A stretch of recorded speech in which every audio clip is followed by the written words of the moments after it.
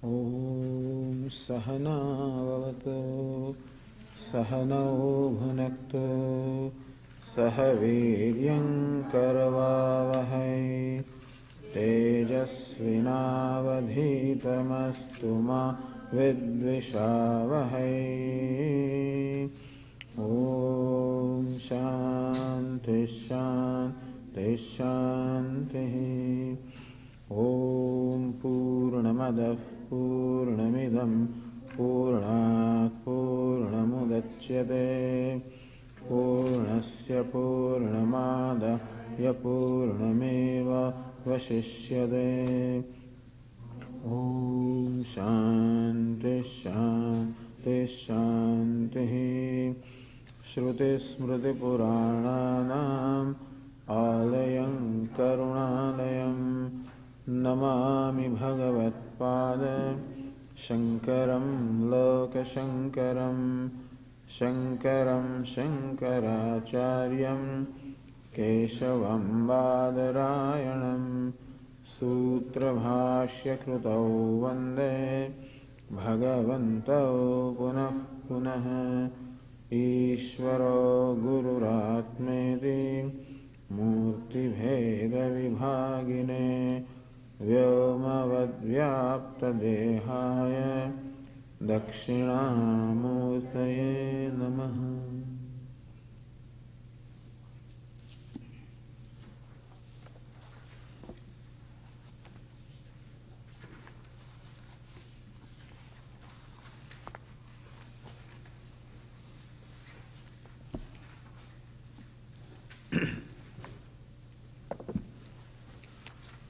Now in our discussion of the Mahavakya, of these great statements, we come to the third Veda, that is the Sama Veda, and the Upanishad, one of the Upanishads belonging to Sama Veda, Chandogya Upanishad. From that, this very famous statement is taken up here, Tattvamasi, that thou art.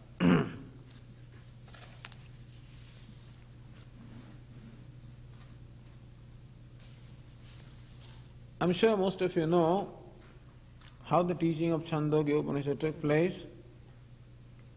Every Upanishad is the form of a dialogue. In many Upanishads we know who the teacher is and who the disciple is. In some of them we may not know, but here the 6th chapter of the Chandogya Upanishad is in the form of dialogue between, again, a father and son. The name of the father is Uddalaka, a sage, and his son is Shvetaketu. And this Shvetaketu grew up to the age of 12, and the father calls him and says, "Hey Shvetaketu, it is time that you should now go to study with the teacher." So, I guess that those days the children went to school at the age of 12. Until then they must have been playing, whatever they must have been doing. Well, traditionally the sacred thread was given at the age of 8. At the age of 8, the boy would go to the Gurukulam. But Shvetaketu was as old as 12 years, his father calls him and says, "Hey Shvetaketu, it is time that you should go to the teacher to study the Vedas. Otherwise you will be Brahmana only in name and not in your quality. And in our family there is nobody, there has not been anybody who is not a Brahmana in the true sense of the word, and therefore, it is said that person is born a Shudra, Janmana Jayate Shudraha. When you are born, there is a lot of impurity, in the child, and child doesn't have any knowledge at all of how to conduct itself in terms of how to keep purity. So a child can be compared to Shudra. Janmana Jayate Shudra. Karmana Bhavati Dvijaha. And when this thread is given, the Upanayana ceremony is performed, it becomes Dvijaha, the twice born. Vedadhyayi Bhaved Vipraha. When he studies the Vedas at the house of the teacher, he is called Vipra. Brahmajanati Brahmanaha, and one who has the knowledge of Brahma is called Brahmana. And so, hey Shvetaketu, you must become a Brahmana in the true sense, otherwise you will be a Brahmana only in the namesake. And thus Shvetaketu goes to the teacher, lives with the teacher for 12 years and returns home. Very bright boy. When he comes, Mahamanaha Anuchanamani Sarva Jeshtohamiti. When he comes back, when he returns home, he is very proud that there is nobody like me. Anuchanamani. And one who thinks that I am capable of teaching now. So what happens is when the student becomes teacher, then the relationship with the teacher also changes sometime, But anyway, so Shvetaketu comes back with his pride that I am something and I can teach, and so he is somewhat arrogant, not bending down to anybody. His father saw him and called him. Hey Shvetaketu, I find that you are proud, very stiff, not bending down to anybody. So bending down is important in India, That is a mark of respect. And that you respect the elders. And so you bend down to them. And Shvetaketu, I guess he must, I don't know whether he went to the United States or where he went, I have no idea. But anyway, when he came back, he just would not bend down. And so, father says, what have you learned? There must be something that you must have learned, some knowledge you must have, because of which you are so great. You take yourself to be so great. Hey, did you ask of a teacher? Tamadecham apraksha. Hey Shvetaketu, did you ask of a teacher of that teaching? Yena ashrutam shrutam bhavade, by which what is not heard, as by hearing which what is not heard as well becomes heard. By thinking about which whatever has not been thought of as well becomes thought of. By knowing which what has not been known as well becomes known. Yeah, I'm sure that you must have the knowledge of this, otherwise you cannot be what you are. Then Shvetaketu says, how can it be? How can it be that by knowing one thing that you know everything? How can it be? Then father says, hey, O my son, just as by knowing one cloud of earth, how you know everything that is made of earth? Yatha somya ekena mritpindena saram mrunmayam vijñātam syāt. By knowing one cloud of clay, all that is made of clay is as well known, because whether it's a pot or a pitcher, in fact it is nothing but the clay. So by knowing the clay, whatever is made of clay is as well known. By knowing one particle of gold, all the ornaments that are made of gold are as well known. By knowing one particle of iron, whatever is made of iron is as well known. And that is how, this is the truth, or this is the principle, that by knowing the cause, by knowing the material cause, you know whatever it is that is produced from that, because the effect is not different from the cause. What is called the effect is nothing but the cause in a different configuration. So cause, namely clay, when assumes a certain configuration, you call it a pot. Assumes a different configuration, you call it a pitcher. But what it is nothing but clay in a given configuration. And therefore, by knowing the clay, all the configurations of clay are as well known. That is how Shvetaketu came to know, hey, by knowing one thing, that you can know everything. This is an important theme in the Upanishads. By knowing one, that you know everything. Only if the one is the truth of everything, that you can know everything. If there were more than one realities, then by knowing one you cannot know everything, because you still would not know something else which is equally real. But if there is only one reality, and that alone appears as this multifarious creation, including the subject and object, conscious and unconscious, sentient and insentient, then alone by knowing one you can know everything. Shvetaketu says, Sir, I do not think that my teacher knew about this. Had he known, he would have certainly instructed me. That is how Swetaketu wanted to escape. Because he thought that if he admits that no, he does not know this, then his father would certainly ask him to go back to the school, and he did not want that, and therefore, rather than saying that, Sir, I do not know, he said, I do not think that my teacher knew this. Navai nunam bhagavantah te etat avedishuhu. Because yadi etat avedishyan katham mena avakshanadi. If they knew this, why should they not tell me? The fact that I was not taught this means that my teacher also would not have known. Bhagavan seva metad bravitu iti. Revered Sir, may please tell me what it is, by knowing which everything as well becomes known. Tathas tatha, alright, may it be so. And that is how this instruction began. From Uddalaka to his son. Now son turned disciple, Swetaketu. And the discourse begins with this very famous statement, Sadeva Somya idamagrasid ekameva dvitiyam. I will write this sentence on the board because that is a very important statement. Couple of statements are very important. So one of them is this. Let me write it down.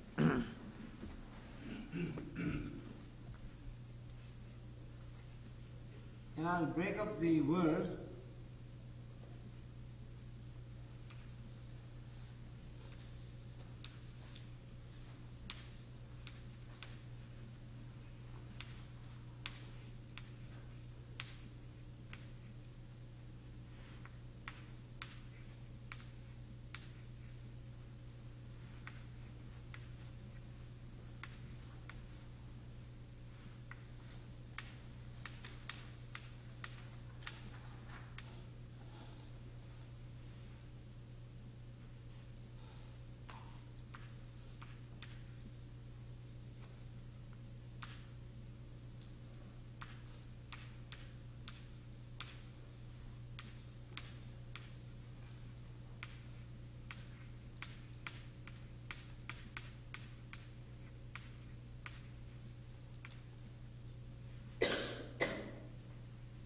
Sadeva Somya idamagrasid ekameva dvitiyam.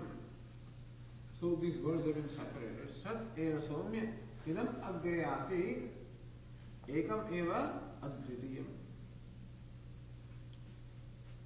Sat meaning existence.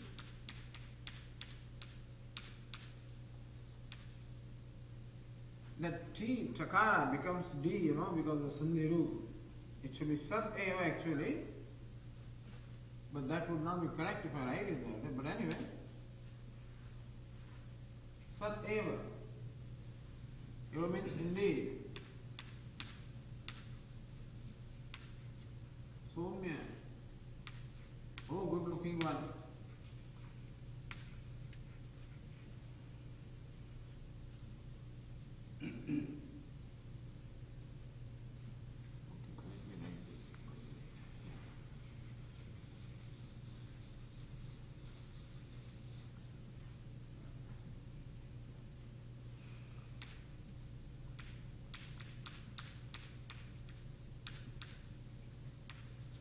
Sat. And when you say Sat, you should also understand Chit and Ananda, because what is Sat is also Chit. What is existence? Existence is self-revealing. Therefore, it is also Chit or awareness. And awareness is self-existing. Therefore, what is awareness also is existence. And since it is unqualified existence, unqualified awareness, therefore, there is no boundary, there is no limit. It is limitless as well. And therefore, it is Ananta. Ananta means limitless, and therefore Ananda, wholeness. So existence, awareness,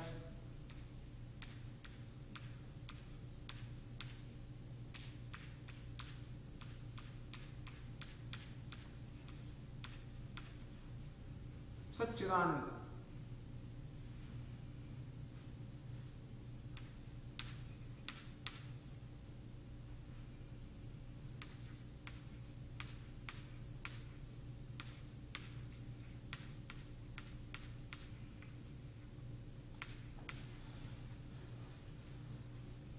Somya, that is addressing his son. Oh, good looking one. He is good looking not because he is son. He is good looking because he is a disciple. Because he has his desire to know. Because he wants to know. That's where his commitment, and that's what makes him good looking. That's what Guru is pleasing. Actually, rather than good looking, I should pleasing one. Because good looking again, Somya, of course, Somya also means beautiful. See, Somya, it means Buddha, son of Soma. So means moon, and his son is called Somya. So moon is very beautiful, his son also is very beautiful. So Wednesday is called Buddha. Buddha also is a very beautiful one. So anyway, so he's addressed that way. Oh, good looking one, or oh, pleasing one. Idam, this. That means this creation.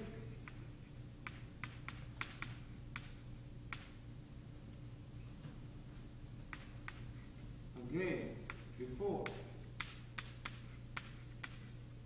That is before creation. Alright, let's say this world.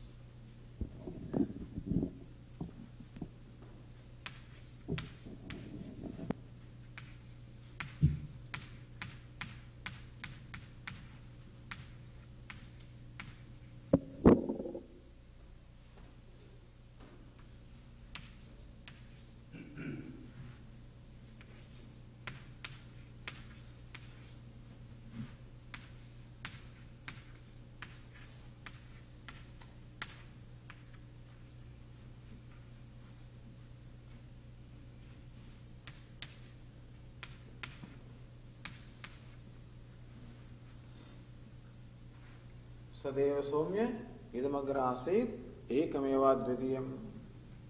Very famous statement. I think the students of Vedanta should know this statement anyway. Because this tells us, in fact, this is like a Mahavakya, this tells us the essence of everything. Idam means this. Whatever can be denoted as this. Whatever can be denoted as this. That is, whatever can be objectified. Whatever can become the object of knowledge. Everything that falls in the category of object.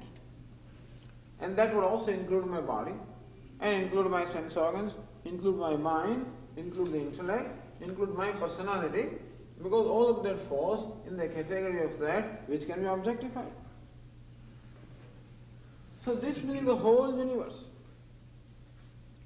of gross, subtle and causal. Past, present and future. Here, there and everywhere.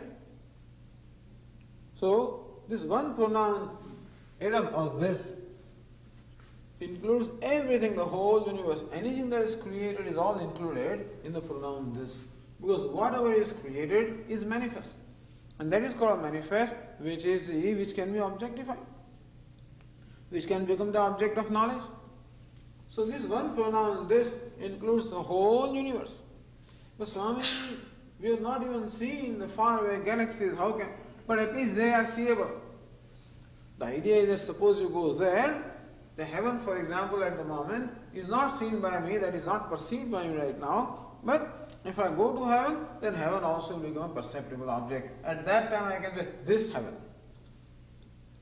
So whatever can be categorized as this, by anybody, at any time, under any condition, past, present and future, whatever it is. That is the whole world or the whole universe. So, the question is, what is the truth of this universe? So this sentence declares that. What is the truth? The cause is the truth of the effect. If you have a pot, then you ask, what is the truth of the pot? What is the reality of this pot? whatever is the cause, material cause of the pot, that's the reality of the pot. What is the material cause? Whatever existed a moment before the pot was created, that would be the material cause. Before the pot was created or made, what existed? The lump of clay. Clay existed. So this is called the cause that exists a moment before the effect. Therefore, in order to find the cause, you must go to a state or a time before the effect was created. And that is the very truth of the self. What is the self of the Atma of this pot? Clay. What is the reality of the pot? Clay. What is the truth of the pot? Clay. What is clay? The material cause. What is material cause? That which existed, or the state in which it was before it was created. The state in which the pot was before the pot was created, that is called clay, and that is the material cause, and that is the Atma, the self of the pot. Now we want to know what is the self of this universe, which everyone wants to know. Every scientist wants to know what is the truth of the self or reality of the universe. Then the answer will be this. That is the reason why they go to Big Bang. They go to the very first moment, or whatever, in fact, not even the first moment, what existed before the first moment, ideally.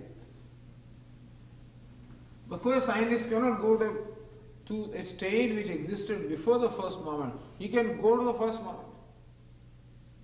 But here it says, what was it before it was created? Or what was this universe before it was created? What was this pot before it was created? It was clay. And that's how you come to know the truth of the pot, the self of the pot, or the reality of the pot. Similarly also, what was this universe before it was created? Before creation, this universe was Sat, was existence, awareness, happiness. This universe before its existence was what? Satchidananda Asti Bharati Priya.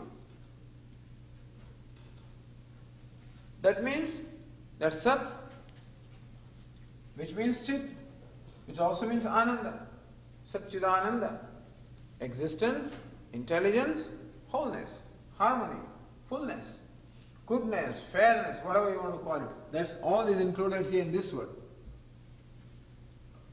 That is what the universe was before its creation. That means that is the truth of this creation. That is the reality of the creation. That is Atma, the self of the creation. What is the nature of that Sat? This Sat or existence, what is its nature? The sentence is complete here. Ekameva Dvitiyam. That Sat is Ekam Eva Advitiyam. Ekam, one. Eva, alone or indeed.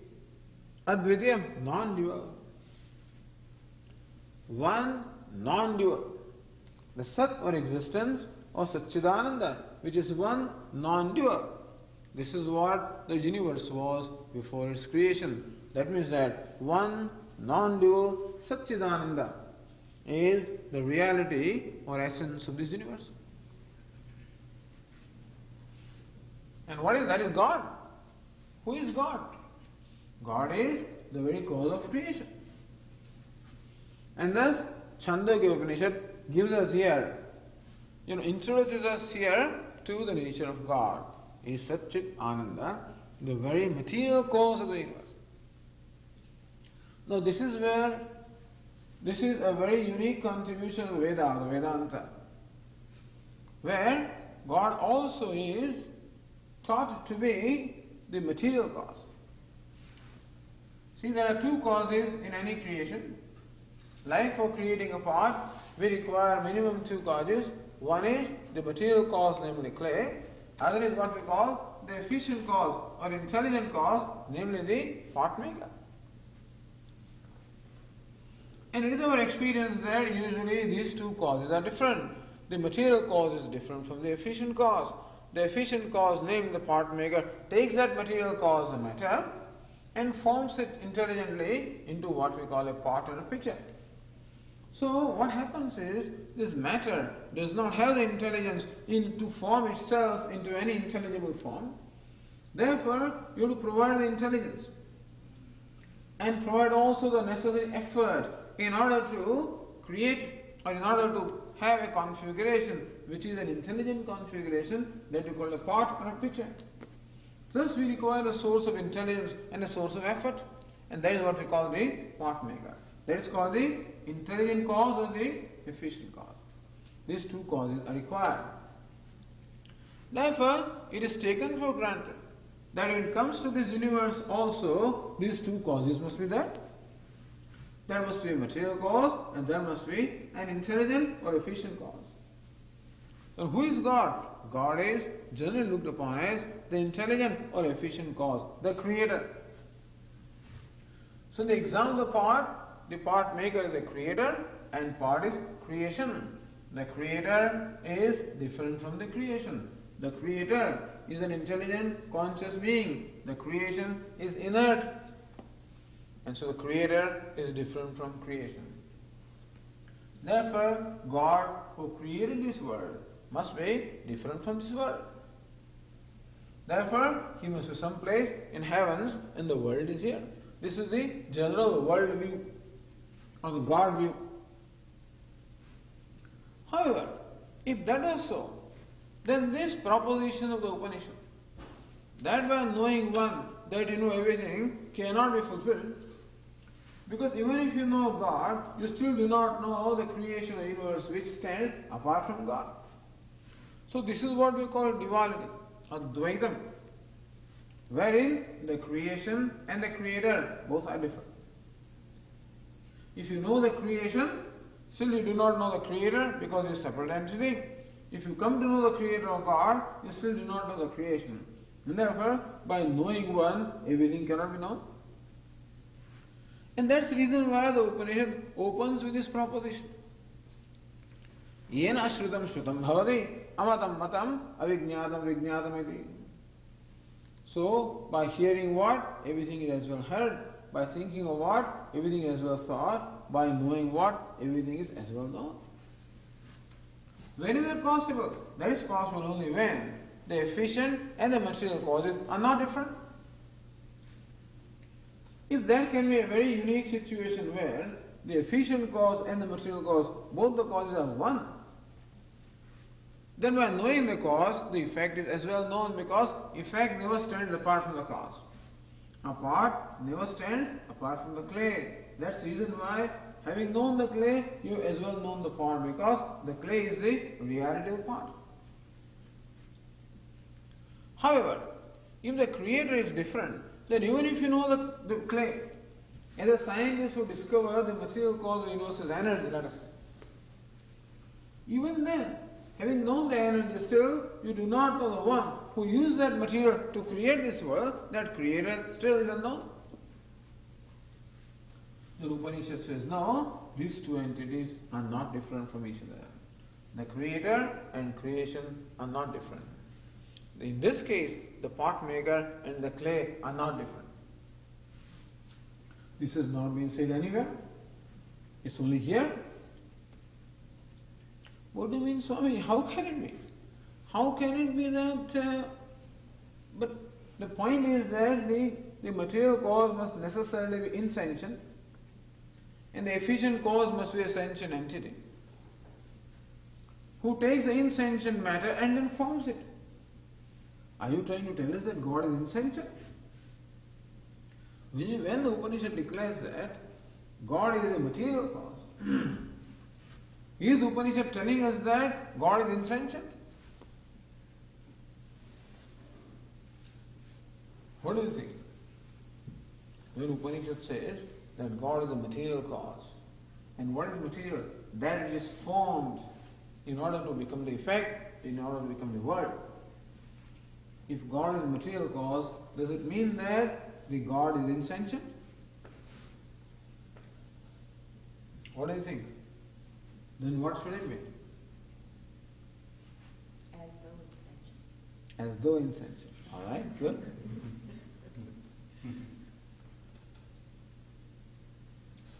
either God is insentient or what we call insentient is not insentient. If God is intelligence, then what we think is insentient is perhaps not insentient, it is nothing but intelligence. That's another possibility. They are afraid of calling God the material cause when they fear that then God will reduce to an insentient entity. But Vedanta says that it is not so. By saying that God is the material cause, you are raising the matter to the level of God. If all this in the universe consisting of all names and forms says then what becomes manifestation of God? How can God be a table and a chair is God? You mean this fellow is God? This fellow? My neighbor, my boss, my this, that, how can he be God? Just look closely. Just look closely. That's what Upanishad invites us to look at things closely. Don't take things for granted. Don't brand this table as insentient or as unintelligent. Look at it closely, and what do we find? Asti, bhati, priyam. Because with reference to table, or with reference to any name and form, there is an incidental aspect and there is an essential aspect. What is incidental? As in case of a part. What is incidental? The form and the name are incidental and the clay is essential. All the time bringing us to essential. We are so engrossed in the incidental that, and when I am engrossed and give reality incidental, there is no way that there can be peace in my life. Come back to the essential. Come back to the reality. And about the pot also, what is essential? Clay. Or with reference to any name and form, what is essential? That it is. And that it shines. And that it is pleasing. What more do you want? Swamiji, it doesn't please me. This thing does not please me, in fact it upsets me. Now that is not its problem, it is for us my problem. Why? Because it does please somebody else. The very entity that I hate could become the object of pleasure for somebody. If for nobody, at least for his dog, at least. And there's somebody who is pleased by that. That shows that pleasingness is there and it needs to be tapped. As Swami says, the grace is always there, it needs to be tapped. Similarly also, this pleasingness is always there. The pleasure or the love, the happiness is always there, it needs to be tapped. And for tapping it, I must do something with my own perception, with my own conclusions, with my own demands, with my own mind. So this is, the Upanishad invites us to look at everything properly, closely. Don't take anything for granted. Don't take yourself for granted, nor take anything else for granted. Ekam eva advitiyam. Not that there are different causes like the material cause and efficient cause. In fact, there is only one. If you call it material cause or intelligent cause or both. But Swamiji, material cause is that, clay is that, which must necessarily undergo a change to become the effect. The lump of clay cannot remain a lump of clay and still become pot. A transformation must take place in the material cause for the effect to come into being. Are you telling us that God became transformed? And what happens is, when the lump of clay turns into pot, there is no more the lump available now. And so also if you are saying that God is the material cause and has now become the creation, that means there is no more God? But you are saying that it is existence, awareness, happiness, none of them is subject to change or transformation or modification. So when you look at the cause, namely God, He is of the nature which cannot undergo any change. So then, how can He become material cause? For something to become material cause, it must be able to get transformed. It must be able to change. It must be able to assume some forms, otherwise it can't become material cause.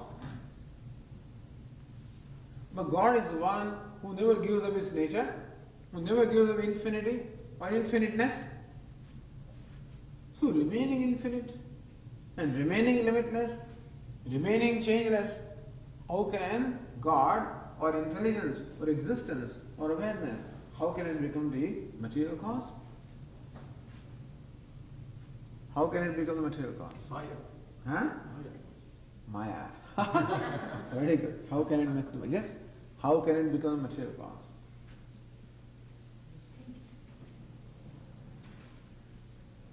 As though. As though. Right? So, yes. So either looking at the effect, I conclude that the cause must have undergone a change.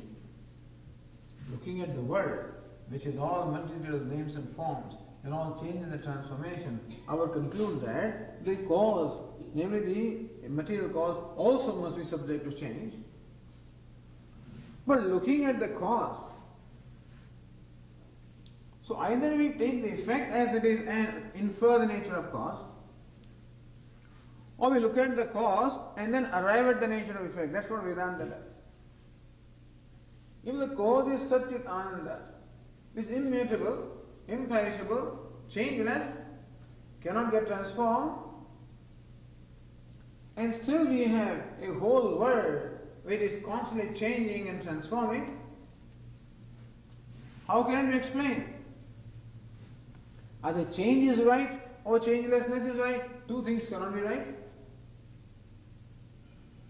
Either many is right or one is right. Two cannot be right simultaneously. What is right? We say that this is right. That existence, awareness, intelligence, harmony, happiness, wholeness, Satchit Ananda is right. Then what? That means that the change is wrong. If one is right, ekam, eva, advityam, one, non-dual, one without a second.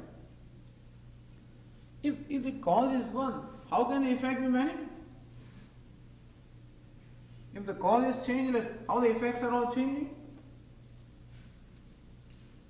So either we infer the nature of cause from the effect and believe that the cause also must be such as is subject to transformation and becoming many, or looking at the cause which is one and non-dual and changeless, we have to say that there is no such thing as change or duality.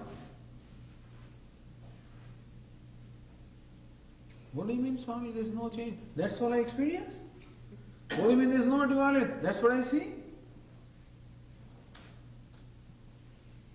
And so, when you see something, is it real?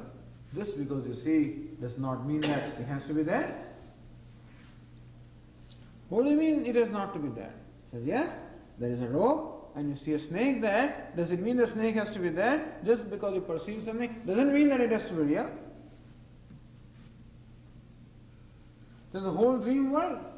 And you experience all kinds of things in the dream, and when you are dreaming, you think that it is real. Only when you wake up, you realize it was not real, and so you saw the dream world, experienced it. That does not mean that it has to be real.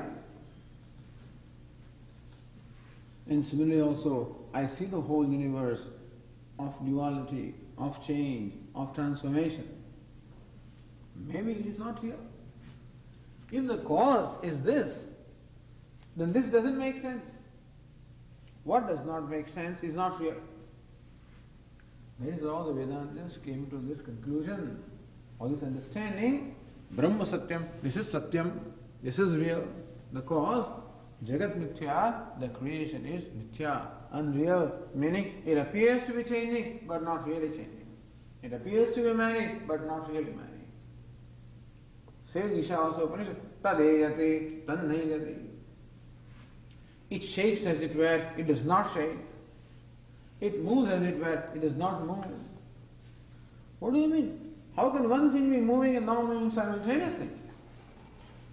These two contradictory things are said simultaneously for one thing. That means that one must be right, other cannot be right. Either the change is right or changeless is right. We say that the changelessness is right, and therefore the change, even though it appears to be so, it is not so. Jagat is mithya, creation is mithya. Mithya means what? What appears to be there but not really there. Mithya does not mean non-existence. Mithya means it is not what it appears to be. We don't say there is nothing there. When we say Jagat is Mithya, meaning this change, the multiplicity, the manyness, all of these which appear to be there are not really there. What there is only one, and changeless, and whole, and complete. One sentence can tell you everything. Just one sentence can explain everything about the reality of the world and the cause of the world. And if this is the only entity, that entity has to be, that entity, if that's the only entity, who is that entity? If this is the only entity, who is that entity? You, Swami. You. I don't think I can be that, never. You must be that entity. Well, the I that is shared by me is the I that is shared by you also. See, the example that we give is one sun being reflected in many buckets. Now there are many reflected suns. There are many suns now, SUN suns. Each one may appear to be from the other because each bucket may have a different size. Each bucket may have water which has different degrees of purity. Each bucket may have water which has different degrees of steadiness. And so that sun in the bucket appears to be unsteady, appears to be brittle, appears to be small. There are many suns. Who is the Atma? Who is the self? Who is the reality of all these reflected suns? One sun. So if that little reflection says I, where does that I, where does it actually go? Does it merely remain there in the bucket? It doesn't remain there. It goes where? To the sun. Just as when I'm looking at the mirror and my reflection says I, who is that I? It's nothing but the image. And similarly also, each one that is here is like those little reflections in the bucket. Where are the buckets, Swami? This is the bucket. This personality of the body, sense organs, mind, intellect, this complex is equal to bucket. They explain, they give the example of bucket, and then there is water in there, and then there is a reflection in there. So this bucket, the body is in the place of the bucket, or the bucket is in this, and then water. So gross body is like the bucket. Our subtle body is like the water contained in the bucket. And this reflected sun is the ego, the reflected consciousness. That is why each one of us is equivalent to this little reflected sun. And this reflection explains very well the sense of smallness. Because this reflection is controlled not by the image, the sun that is reflected, but the nature of this reflection is controlled by where it gets reflected.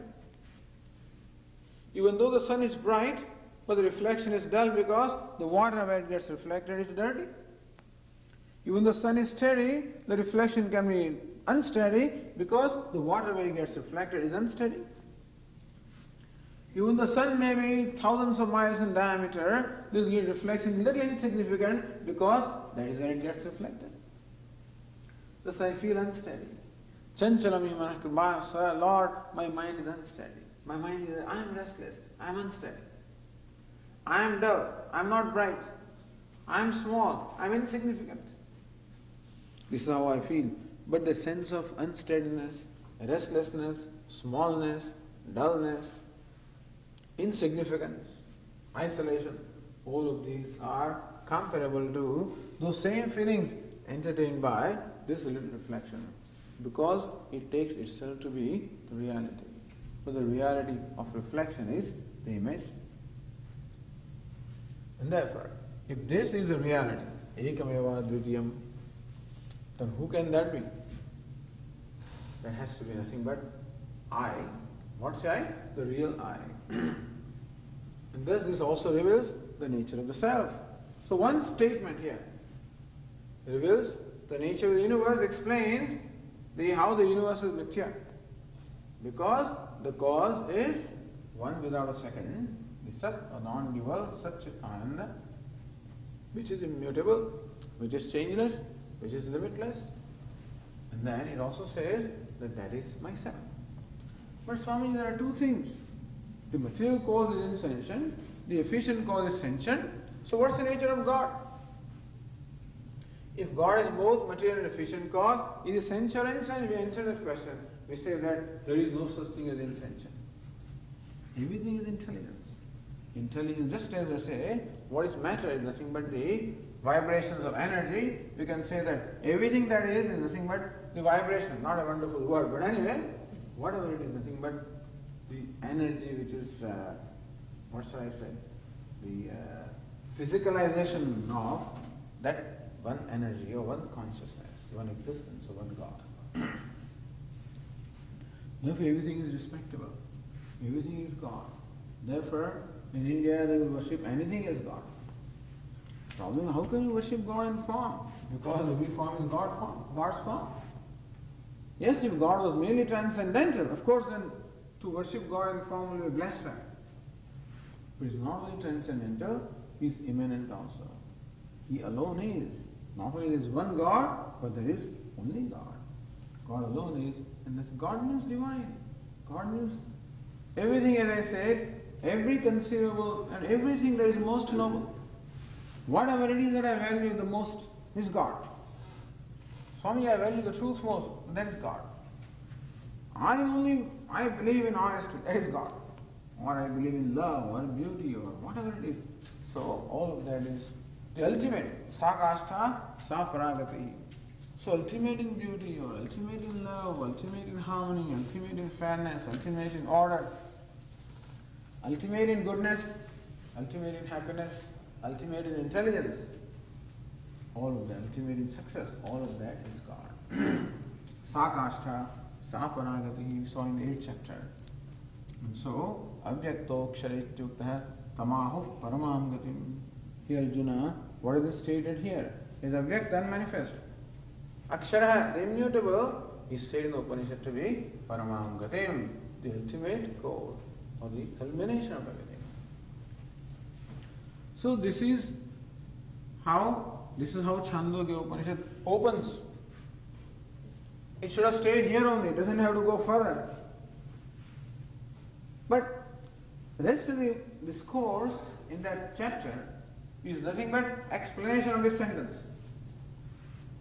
Then a story is being told. There are a lot of stories found in the Upanishad also. In India we call it katha.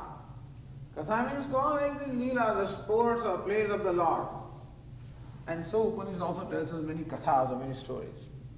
It proceeds further and says, hey, this Sat, or this existence, or this God, tadaikshara, he deliberated, he thought. May I become many? May I be born? Swami, why should that be? We don't say it is so. That's the way to explain. How can, as we just say, either one is right or many is right.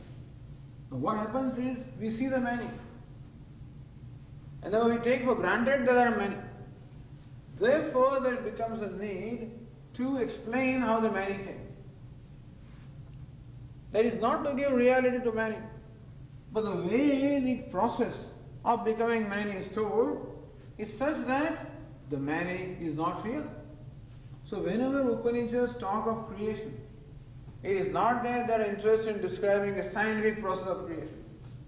It's not a hang-up that Vedanta is scientific, or Upanishad is scientific. Then Vedantins feel that okay, then Vedanta must be alright because it is scientific.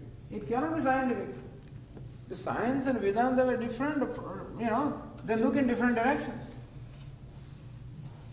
You can say that Vedanta is very logical. It's not even logical. There is no logic in this statement. In fact, it doesn't make any sense at all. But once you accept this statement, then you can supply the logic to understand everything else. It is not that by logic you can arrive at the statement, or that you can explain this statement logically. And therefore he says Maya. What is Maya? That means logic doesn't work.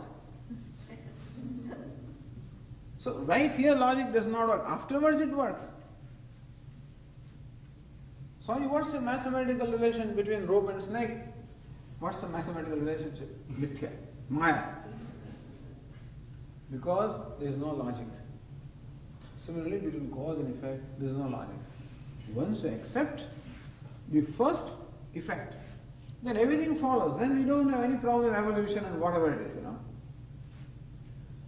Does Vedanta accept evolution? In a way, yes. If by evolution you mean a gradual unfoldment of something, it is fine. If by evolution you mean that the consciousness has evolved into this, no. What evolves is the organism. That evolves. But consciousness never evolves. It always evolved. Meaning that it is always complete. There is no further evolution at all. Never was an evolution. And so then, as we said, a story is being told as to how the creation came. Because the student wants to know, that is all right, if the truth is one and non-dual, but how about what I perceive? Then you must give an explanation to the student so that he feels that, yes, now I understand. If he understands, he is lucky. And that even because of his devotion he understands.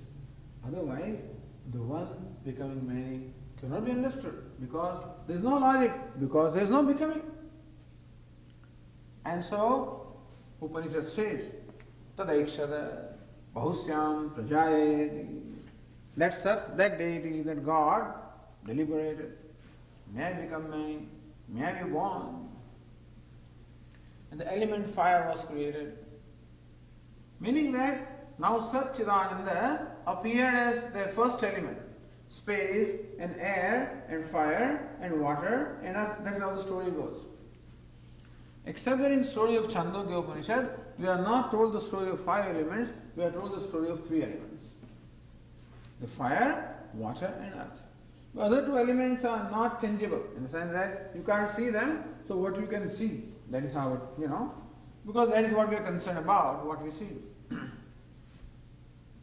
And so this Devata, this God called Satchidananda, he became fire. Meaning what? He appeared as fire.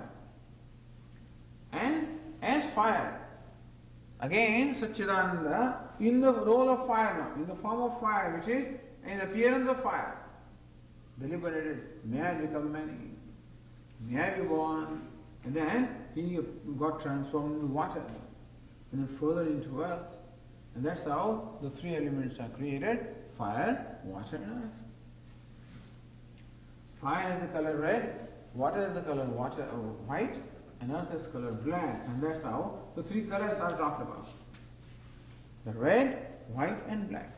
Interestingly enough, these 3 colors also are the colors indicated by Sankhyas as Sattva, Rajas and Tamas. So then, the Tamas is black, Rajas is red, Sattva is white. Those 3 also appear here, that's a coincidence. But sometimes they connect them also. But anyway, then the teacher proceeds to explain.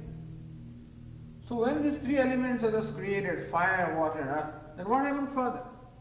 Those elements then started combining with each other. So they can combine in different combinations. You can make many permutations and combinations of these 3, and that's how all these names and forms are created. How do you say the names and forms are nothing but 3 elements? So those 3 elements made up this whole universe of names and forms. How can you say that? Then the teacher points out, look Shvetaketu, look anywhere, you will see nothing but the play of 3 colors. In the sun, the red form, that red color you see in the sun, remember that, understand that belongs to the element fire. And the white color that you see in the sun, well, that belongs to element water. And sometimes the black color that you see in the sun, that belongs to element earth. And then look at the fire. The red color that you see in fire is the element fire. This fire, the gross fire. The white color that you see, element water. The black color that you see, element earth. Apagatam agnehe agnitvam. The fire no more remains fire. You know what happens is, when you look at the fire, the flame, and recognize that this flame is nothing but a combination of 3 colors, which means a combination of 3 elements, does it remain fire anymore? it reduces to what? Only 3 elements. So, this is how, what we want to do is, we want to reduce everything to its fundamental building blocks. That's what the Upanishad does. What it says is, that look at anything, and you find everything as nothing but the play or combination of 3 colors. Because what we can see is only color, understand? Eyes only can see color. Form is what we arrive at because of color. You follow? What we primarily see is color. And since color is confined to a certain space, therefore we come to the idea of form. So we say that with the eyes we see color and form. Primarily what the eyes can see is color. And we see the universe. That is the reason why the Chandogya Upanishad here, it talks about colors. Because that's what we see. It says, look anywhere, you will see everything as nothing but the combination of 3 colors, the red, the white and the black. And that is how the fire no more remains fire, it is nothing but the 3 elements. The sun no more remains sun, it is what? The 3 elements. And anything is no more anything, what is it? Nothing but 3 elements. What are the 3 elements? Look at closely, that is called element of earth. And this element earth, which is black, must have come from a cause. What is that cause? Nothing but water. And look at the water closely, it is also in effect, it must have come from the cause. What is that cause? Fire. So 3 elements also reduced to what? 1 element only. Now we go back. First the process of creation and then the process of, so first you go from the cause to the effect and then you go from effect to the cause.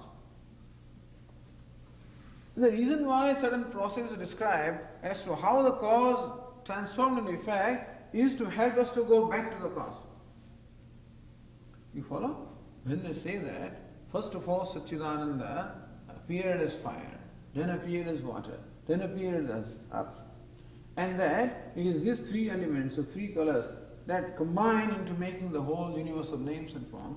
Why is that particular sequence told us? So that we can go back in the reverse sequence and go back to the cause. Meaning that, now when I see anything made up of 3 colors, then I know, hey, black color has originated from white, and that has originated from the red.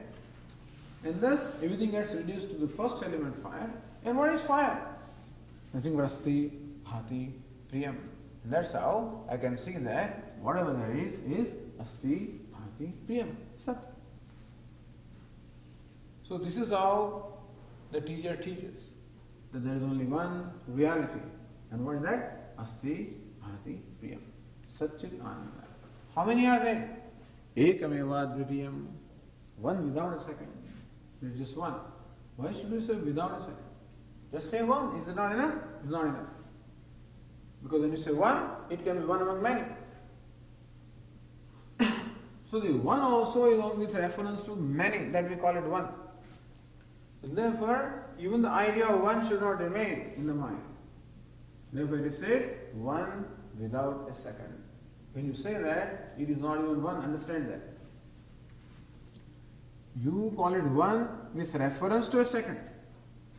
When you say one without a second, what does it mean? Even the idea of oneness also is not there, because oneness is something that stands apart from manyness. So one without a second, you call it non-dual. And that is the cause, and that is all that is. You can call it Brahman, call it Sat, call it Chit, call it Ananda, call it God, call it by what name? Whatever there is only that. If that is so, if table also is this, then I can invoke that from the table also. Chair is that, I can invoke that from the chair also. Of course, we don't worship tables and chairs. Why don't you worship tables and chairs? Because of my problem, as I said, if table and chair does not inspire me, and then create in me the right attitude of invoking Asti Bhati Priyam, then I must have a form which can do that to me. So form is not for the purpose of form. Form is so something happens to me. Whatever, whether it is form or symbol or whatever is the object of worship, is such so that it can do something to me. It can inspire me to be able to invoke the Asti Bhati Priyam or Sat Chit Ananda. That's the purpose of any form. The form itself is God. However, you can look at the form and you can then arrive at from the form to what the form actually is, Asti Bhati Priyam. Thus, there's two ways. Either you can worship the form as God. It's not that every time a form is a symbol and form. No, form is God. In certain traditions in India, they call this is an avatar. So thus when the deity is here and when the life is infused into that, after the consecration ceremony, it no more remains a stone. It becomes live. Means it is God. And therefore, this is God. This is another avatar, incarnation of God. In what form? In the form of an image. That's called Archa-avatara. The avatar incarnation of God in the form of an image. Therefore, from now on, we are worshipping God in this form. So that is one way of looking at it as God. Second way of looking at it is, as the Vedantis always try to do, the devotees look upon this as God. The Vedantis look upon this as a symbol of God, as a map of God, and there were four hands stand for this and that, and so you then meditate upon what this stands for. Then also you can do whichever way you are comfortable with. But idea is that since He is everything, therefore every form also is not His form. He is every form. And therefore He can be invoked in any form. However, certain forms are given to us traditionally because those forms have been found to be effective to help us discover within ourselves that devotion and thus create a reverence and devotion so that the idea of worship arises in my heart, which is most important. It is not what I am worshipping, it is who is worshipping is important. It is not what that is, what it does to me is important. However ugly that thing is, if it creates in me the idea of love, that's enough. And so that is why the forms also are worshipped in whatever, because the teaching is that whatever there is God. There is only God. So that comes from here. This is the statement from the Chandogya Upanishad where this major statement, Tattvamasi, appears. We will continue.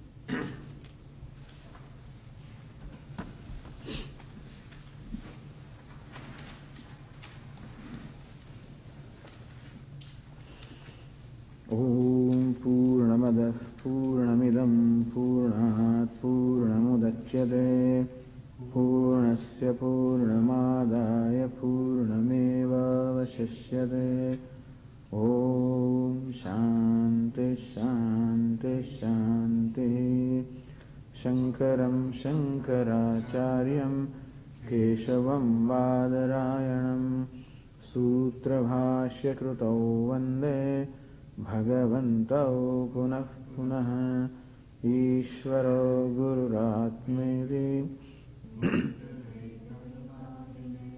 Vyomavad Vyapta Dehaya Dakshinamurtaye Namaha Om Shanti Shanti Shanti Hari Om Shri Gurubhyo Namaha Hari Om